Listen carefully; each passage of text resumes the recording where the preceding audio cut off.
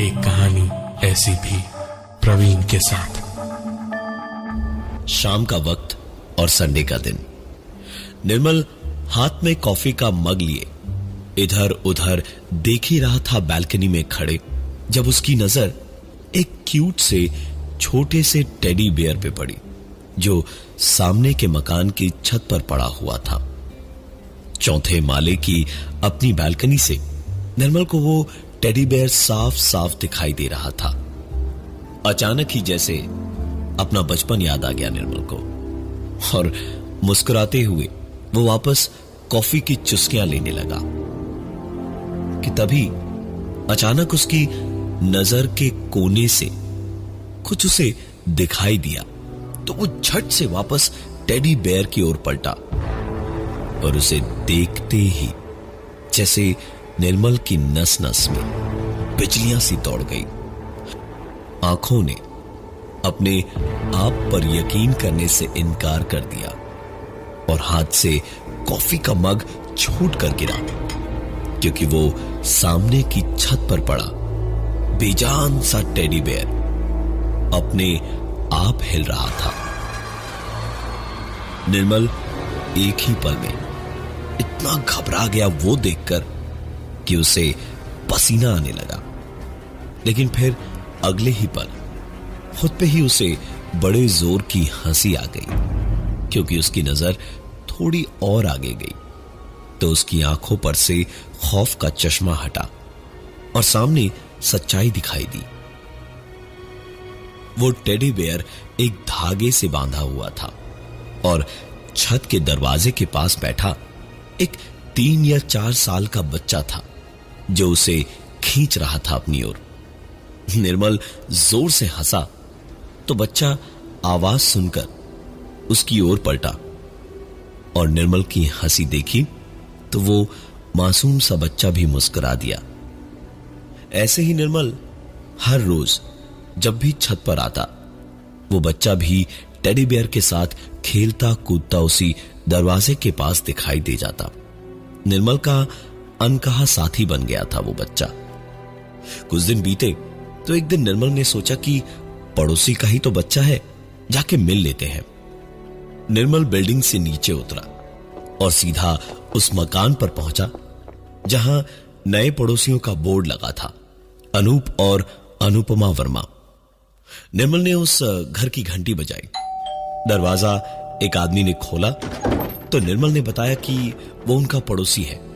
सुनकर अनूप ने मुस्कुराते हुए पूछा, कहिए कैसे आना हुआ? निर्मल ने जेब से चॉकलेट निकाली और सवाल का जवाब दिया। वो आपका बच्चा छत पर हमेशा खेलता रहता है, आज सोचा कि उसे चॉकलेट देकर थोड़ी दोस्ती कर लूं। इस बात के बदले में निर्मल ने सोचा था कि उस बच्चे को बुलाकर मिलवाया जाएगा, लेकिन जवाब कुछ और ही मिला अनूप के मुंह से। बच्चा? किसका बच्चा? हमारा तो कोई बच्चा नहीं है, अभी शादी को 6 ही महीने हुए हैं और यहां तो हम लोग 2 हफ्ते पहले ही आए हैं। निर्मल बुरी तरह से चिढ़ गया था और ऐसे जवाब पर और चिढ़ते हुए उसने कहा, अरे अगर बच्चे से नहीं मिलवाना है तो सीधे सीधे कह दीजिए ना, झूठ क्यों बोल रहे हैं कि बच्चा है ही नहीं? ऐसी बहसबाजी और तेज आवाज सुनकर अनुपमा भी अपना और अनूप के ऑफिस के टिफिन को लेकर बाहर तक आ गई थी और तीनों में अच्छी खासी चीख पुकार शुरू हो गई। लेकिन आखिरकार निर्मल को जाना ही पड़ा। ऑफिस के लिए देर हो रही थी तो उसने खुद ही सोचा, जो अपने बच्चे तक को अपना मानने से मना कर रहा है उससे बहस करके खुद का खून जलाने का कोई फायदा नहीं है। इसलिए निर्मल ऑफिस के लिए निकल गया। वापस लौटने में काफी देर हो गई थी और थकान भी बहुत थी, तो निर्मल आते ही सो गया। अगली सुबह जब निर्मल उठा और बालकनी में गया तो वही बच्चा फिर से उसी जगह छत पर दरवाजे के पास ही बैठा हुआ दिखाई दिया, लेकिन खेलता कूदता या खुश नहीं था, बस चुपचाप बैठा था। आज पहली दफे निर्मल का ध्यान उसकी ओर गया तो निर्मल ने देखा कि वो बच्चा दरवाजे के पास इसलिए बैठा रहता था क्योंकि उसके पांव में जंजीर बांधकर किसी पालतू जानवर की तरह उसे वहां पर रखा गया था। एक कहानी ऐसी भी प्रवीण के साथ। अब निर्मल के सामने जाहिर था कि क्यों अनूप और अनुपमा ने उस बच्चे के होने तक से इनकार कर दिया था। निर्मल तुरंत दंदनाता हुआ नीचे दौड़ा कि आज तो आर या पार कर ही देगा, लेकिन नीचे पहुंचकर उस मकान का गेट देखकर उसके होश ही उड़ गए। गेट पे और अंदर मकान के दरवाजे पर दोनों ही जगहों पे बाहर से ताला लगा हुआ था। निर्मल तुरंत वापस अपनी बालकनी की ओर भागा और वहां पहुंचकर देखा कि छत पर वो बच्चा उसी कोने में चुपचाप बैठा हुआ था। कैसे पत्थर दिल मां बाप है, इतने छोटे से बच्चे को ऐसे जानवरों की तरह रखा हुआ है। निर्मल आज आर या पार के मूड में था ही। तुरंत घर से मोटी वाली रस्सी ली और नीचे जाकर रस्सी ऊपर उनकी नीची छत तक एक मोटी गांठ लगाकर फेंकी तो रस्सी जाकर दो छज्जों के बीच किसी चीज में अटक गई। निर्मल ऊपर दीवार के सहारे आराम से चढ़ गया और जाकर उस बच्चे की जंजीर को खोलकर उसे गोद में उठाकर नीचे अपने साथ रस्सी के सहारे ही ले आया। नीचे अपने साथ लाया और सीधे अपने घर ले आया। उसे खिलाया पिलाया, उससे बात करने की पूछने की बेहद कोशिश की, लेकिन वो बच्चा कुछ बोला ही नहीं। चुपचाप एक कोने में बैठा रहा। पूरा दिन निकल गया, लेकिन ना ही वो बच्चा एक भी लफ्ज बोला और ना ही कहीं उसे ढूंढते हुए अनूप और अनुपमा में से कोई आया। कैसे लोग हैं ये, बच्चे की कोई फिक्र ही नहीं है इन्हें और ऐसे जानवर की तरह रखते हैं इसे। यही सब सोच सोच कर निर्मल परेशान हुए जा रहा था जब निर्मल के दरवाजे की घंटी बजी। निर्मल ने दरवाजे पर जाकर आई होल से झांका तो सामने अनूप और अनुपमा दोनों दिखाई दिए। आज तो इन दोनों से झगड़ कर रहेगा, यही सोचकर निर्मल ने दरवाजा गुस्से में खोला तो जरूर, लेकिन उसके दरवाजा खोलते ही अनूप उस पर बरस पड़ा। आप समझते क्या है अपने आप को? हाँ, ऐसे किसी के घर में दिन दहाड़े चोरों की तरह घुस जाएंगे? हाँ, सारे पड़ोसी ने आपको हमारी छत पर रस्सी लगाकर चढ़ते हुए देखा है और आइंदा मैं कह दे रहा हूं, अगर आपने दोबारा हमें परेशान किया तो मैं सीधे पुलिस के पास जाऊंगा। निर्मल के सर पर ये सारी बातें सुनकर और भी तेज गुस्सा सवार हुआ और उसने चिल्लाते हुए कहा, अरे आपसे अच्छे तो जानवर है। आपकी छत पर मैं गया ये आपने जरूर सोचा, लेकिन वहां से आपका बच्चा गायब हो गया, ये नहीं देखा आपने? इतने से बच्चे को जंजीर से बांध के कौन रखता है? आपकी खबर मैं पुलिस में करवाऊंगा। अनूप ने ये बात सुनी तो अनूप और अनुपमा ने एक दूसरे को देखा और अनूप दोबारा चिल्लाया, अरे आप पागल हैं क्या? हाँ, क्या बच्चा बच्चा रट लगा रखा है आपने कल से? अरे कोई बच्चा नहीं है हमारा। किस भाषा में आपको समझाएं कि आपको समझ आएगा? कौन सा बच्चा, किसका बच्चा? निर्मल ने भी बात खत्म होने का इंतजार नहीं किया, तुरंत ही चीखते हुए कहा, वही बच्चा जो आपकी छत पर जंजीर से बंधा रहता है और अभी मेरे सोफे पर बैठा है। निर्मल अपनी पूरी बात नहीं कर पाया क्योंकि पीछे सोफे की ओर इशारा करते हुए जैसे ही वो पलटा तो वहां वो बच्चा था ही नहीं। चौथे माले का फ्लैट, आने जाने का रास्ता सिर्फ एक, जहां इस वक्त अनूप, उसकी बीवी अनुपमा और खुद निर्मल तीनों खड़े थे। बच्चा कहां गया? जमीन निकल गई या आसमान खा गया? पूरा घर छान मारा लेकिन ना वो बच्चा मिला न ही उसका टेडी बेयर, लेकिन सामने टेबल पर जिस प्लेट में उस बच्चे ने खाया था वो जरूर रखी थी। निर्मल का मुंह उतर गया। अनूप और अनुपमा चले गए। निर्मल ने दरवाजा बंद किया और पूरे घर पर एक नजर दौड़ाई और उसके पूरे बदन में एक सिहरन सी दौड़ गई, किसी आत्मा के ख्याल भर से ही। वो करता भी तो क्या, तुरंत ही सारी प्लेट्स जो टेबल पर थी उन्हें एक बोरे में भरकर उसका मुंह रस्सी से बांधा और सीधे पीछे की बालकनी से कूड़ेदान में नीचे फेंक दिया। वापस घर में घुसकर सारे दरवाजे खिड़कियां बंद किए और आखिर में बालकनी के पास वाली खिड़की बंद करके पर्दा लगाकर निर्मल घूमा ही था कि पर्दा वापस अपने आप खुल गया। निर्मल पलटा तो जरूर, लेकिन एक ही पल में नजर खिड़की से बाहर नीचे उसी मकान की छत पर पड़ी और निर्मल का गला खौफ से सूख गया। माथे से पसीना किसी पहाड़ के झरने की तरह बहने लगा, क्योंकि उसकी आंखों के सामने वही बच्चा बेहद हल्की रोशनी में उसी छत पे खड़ा होकर एक हाथ में अपने टेडी बेयर को लिए हुए, दूसरा हाथ हिलाता हुआ निर्मल को हेलो बोल रहा था। एक कहानी ऐसी भी प्रवीण के साथ। निर्मल शायद एक भी पल और उसे देखता ना तो बेहोश होकर वहीं गिर पड़ता, लेकिन किसी तरह खुद को संभालकर निर्मल ने पर्दा वापस खींचा और वहां से भागा कि बाहर निकलकर आज पड़ोस के सौरभ भैया के साथ रह लेगा और सवेरे देखेगा कि आखिर करना क्या है।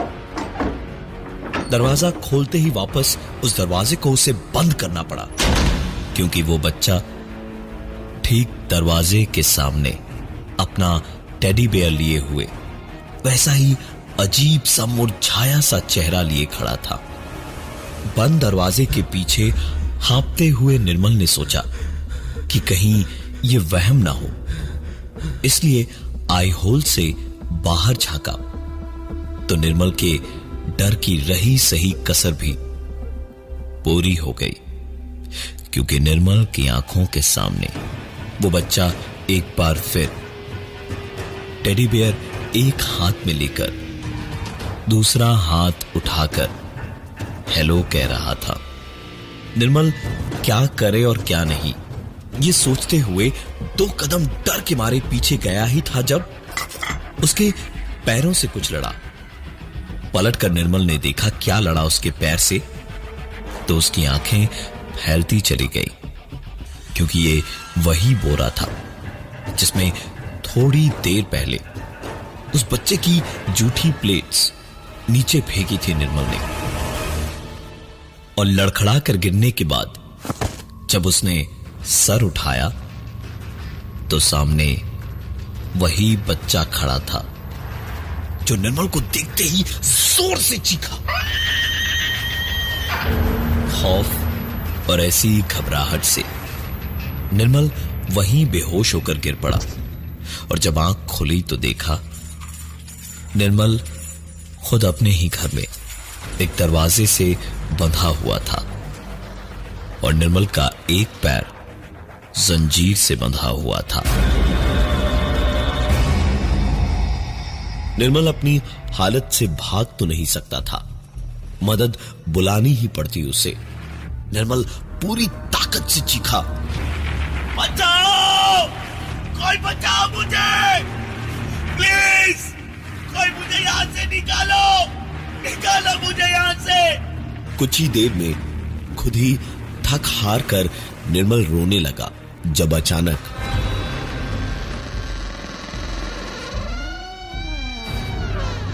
ठीक निर्मल के सामने के कमरे का दरवाजा बेहद धीमे से जरा सा खुला और फिर वही बच्चा एक बार फिर से निर्मल के सामने था।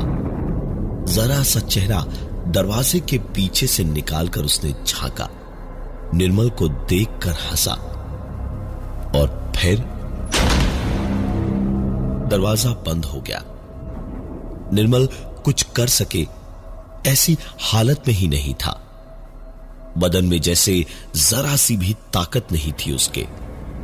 वो हिलना चाह रहा था,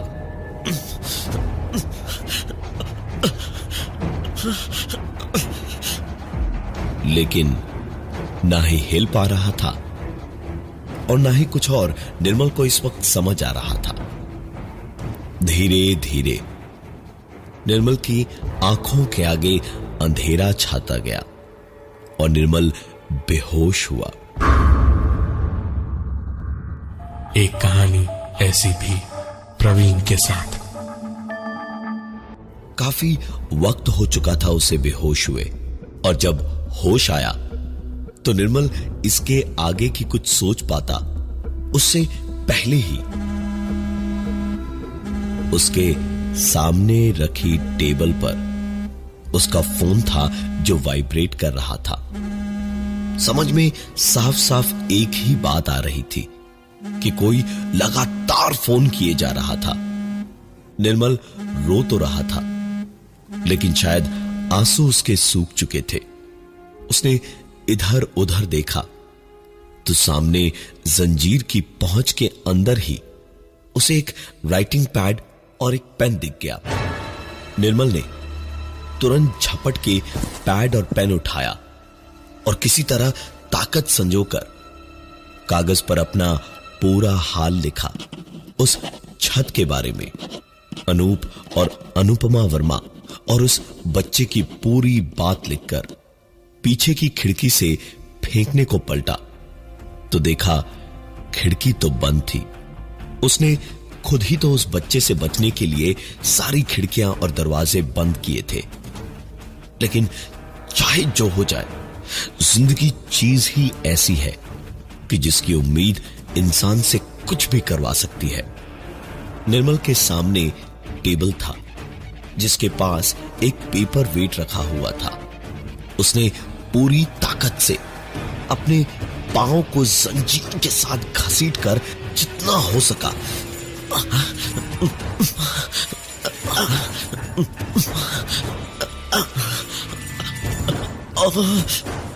उतना करीब ले गया और किसी तरह पेपर वेट को उठाने की कोशिश करने लगा। पांव बुरी तरह छिलता जा रहा था और आखिरकार निर्मल के हाथों में वो पेपर वेट था।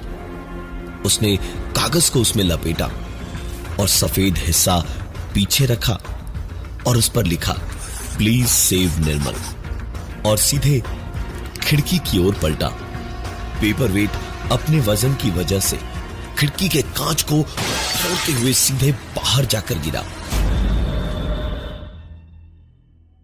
निर्मल की ऑफिस में उसके साथ काम करने वाला सुधांशु लगातार 3 दिन से निर्मल को फोन किए जा रहा था, लेकिन कोई फोन उठा ही नहीं रहा था।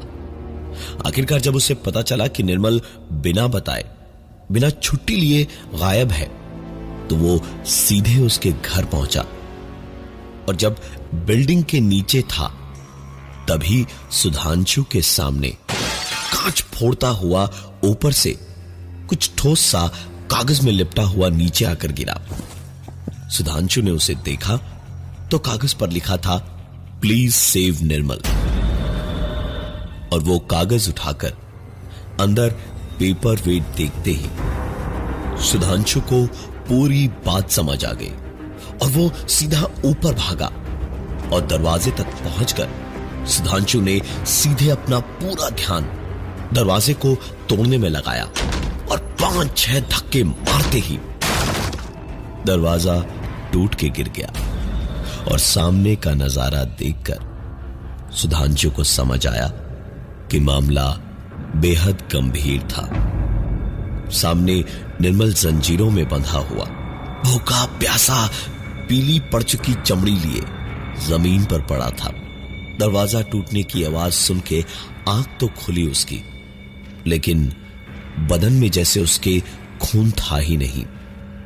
सुधांशु ने दौड़कर उसे पानी का एक घूंट पिलाया ही था जब इतने दिनों के दर्द के बाद निर्मल ने पानी का वो एक घूंट पीकर दम तोड़ दिया। सुधांशु तुरंत नीचे पड़ोस में अनूप और अनुपमा वर्मा के घर भागकर पहुंचा तो देखा कि दरवाजे पर ताला लगा था और एक बोर्ड लटक रहा था जिस पर लिखा था टू लेट। नागपुर की एक सुकून भरी शांत सी सुबह को दरवाजे की घंटी बजी। दरवाजा एक आदमी ने खोला तो उसे मानस ने चॉकलेट दिखाते हुए कहा, वो आपके बच्चे को छत पर टेडी बेयर से खेलते हुए 3-4 दिन से देख रहा था, सोचा ये चॉकलेट उसे दे दूं। मैं हूं प्रवीण और ये थी आज की एक कहानी ऐसी भी। कमेंट करना इमीडिएटली वीडियो के नीचे एंड बताना कि आपको वीडियो कैसा लगा। Thank you so much.